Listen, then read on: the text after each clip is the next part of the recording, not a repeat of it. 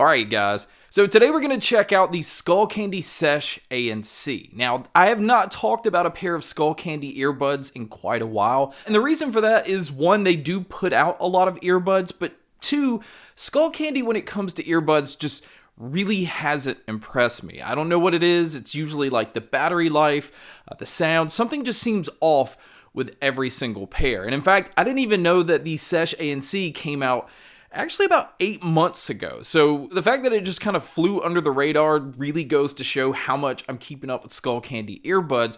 But it did grab my attention. It's Skullcandy having noise canceling on one of their original earbuds, so I wanted to see what all they changed. Now the first thing is the earbuds and the case themselves really do just have this plastic feel to it.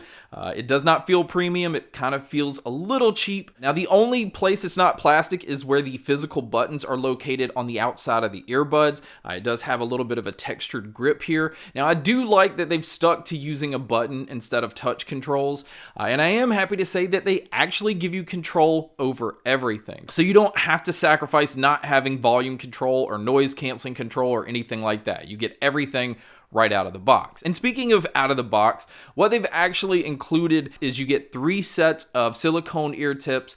You get one of the smallest USB-C cables that I've seen. I mean, there's really the only way you can plug this in is just like right by the charger, and not even a wall charger because it would just hang and destroy the charging port. But speaking of the charging, this case does not have Qi wireless charging, which really in this price range, that's something a lot of people have come to expect. But another thing that you see when you open up the box is there's this little card that's the first thing telling you to do is download their app. And I will say this, Skullcandy has one of the best looking apps. It is very polished looking, it kind of fits their brand, and I've actually found that it was really nice to use. And in the app, you can keep your earbuds updated. It also works with the tile locator, so you can locate your earbuds the last place that you use them, which is always nice. There are some pre-built EQ settings, only like 3, but you can go in and customize the EQ settings the way that you want. And also within the app, you can switch it into a gaming mode. So if you're going to use these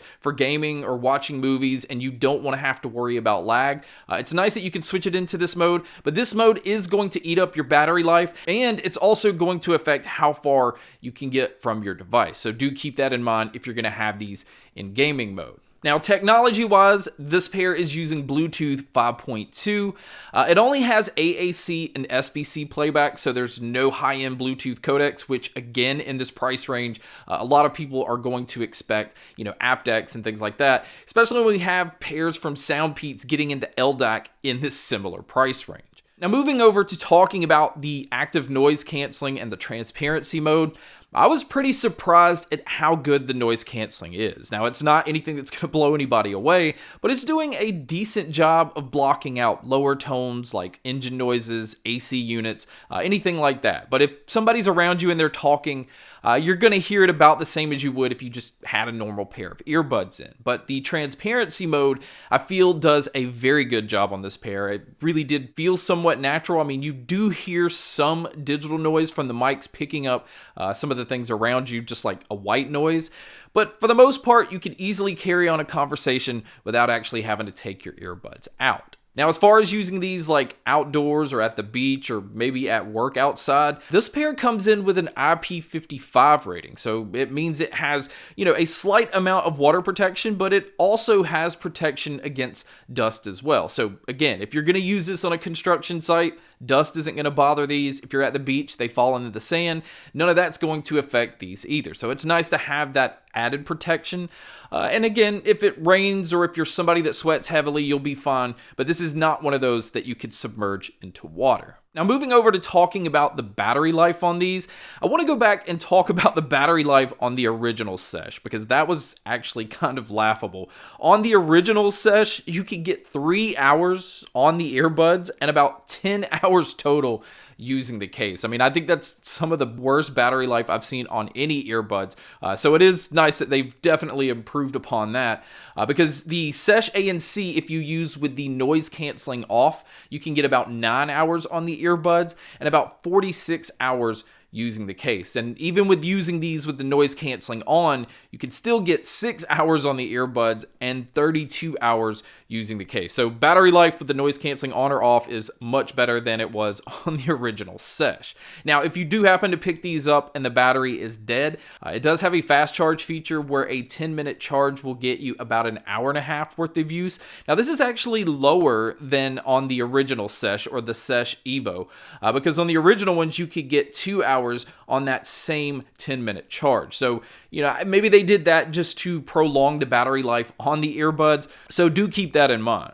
Now, if you are looking to use these for taking phone calls, I do think the mics are also improved over the original Sesh. I still think it's just decent. It's not one of the best mics that I've heard on a pair of earbuds, but it is also doing a pretty decent job of blocking out my surroundings. But you guys can be a judge by listening to a test here. So here is the mic test using the Skullcandy Sesh ANC, and really, I think it does a good job of picking up my voice. Now, I do notice it sounds a little bright with the S's, but this is what it would sound like if you were to take a call. And so now here's the mic test for the crowd noise being played, which you can hear here. So this is what it would sound like if you were to take a call in public.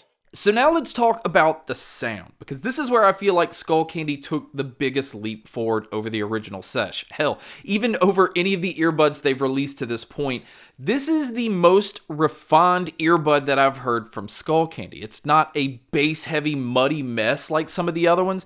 In fact, there's actually a lot of focus on the treble, to the point that it even has that sibilant sounds with cymbals and some of the S's and stuff like that. So it is a pretty bright treble overall. And the mids are like bumped slightly forward so that if I switch from hip hop to pop to metal or whatever, I could hear guitar riffs cleanly, and vocalists always sounded like they were just slightly forward, which is a nice change from what Skullcandy has done in their previous earbuds. Now, when it comes to the bass, and I think this is where it's going to affect their clientele that's used to buying their earbuds.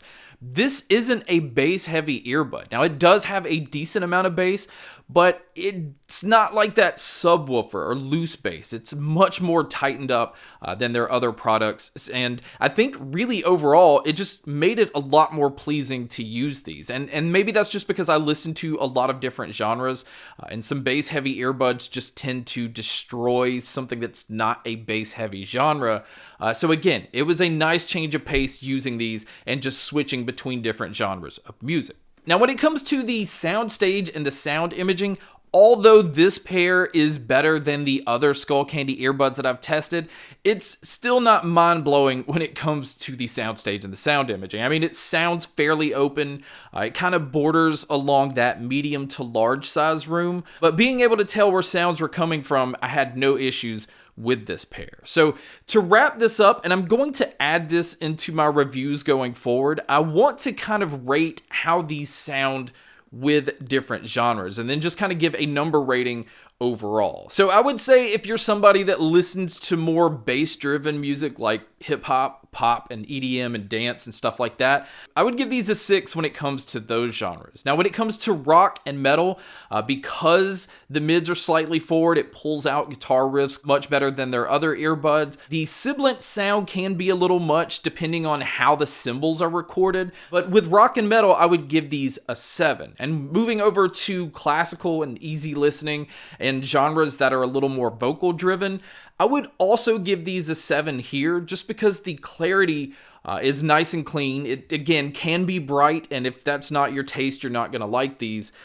So my overall rating on these, I would give a 6.5 out of 10. And really the reason for that is if you're a bass head, these aren't going to check that box, and if you're somebody that likes a neutral or flat sound, this isn't going to check that box either. But I don't really know how many people look at Skullcandy earbuds for that type of sound anyway. But if you do like details and you like to hear a lot of subtle things and you like a nice bright sound, I actually enjoyed these for this. And again, I think that's why, even at a 6.5, I think that is much higher than I would give any other Skullcandy earbud that I've tested. I feel as though Skullcandy is on the right path. I think refining their sound is definitely something they needed to do.